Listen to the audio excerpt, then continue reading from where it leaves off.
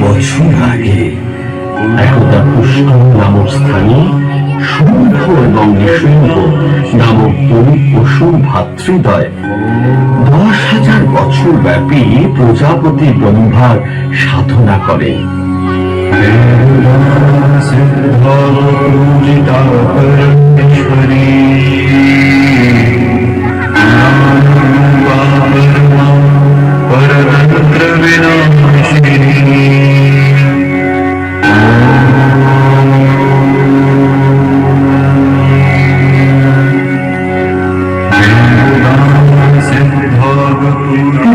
ব্রহ্মা তাদের সাধনায় তুষ্ট হয়ে সম্মুখে সশরীরে অবতীর্ণ হলেন হংসবাহন রূপে তাদের বর প্রদানের ইচ্ছা প্রকাশ করেন।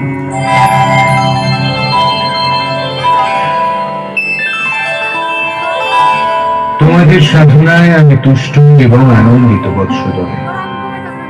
চোখ মেলে দেখো এবং ব্যক্ত করো তোমাদের অভিপ্রায়। প্রজাপতি ব্রহ্মা,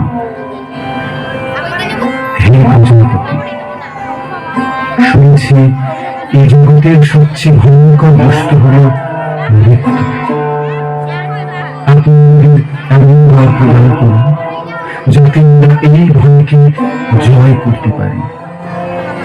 আপনি আমাদের নারী, স্বয়ং আদ্যা শক্তি, অন্তিম সে হতে তোমাদের ভীতি নেই।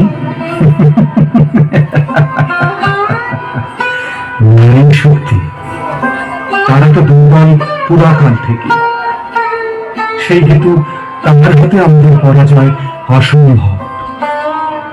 হে প্রভু, আপনি আমাদের এইটুকু অভিপ্রায় পূর্ণ করুন।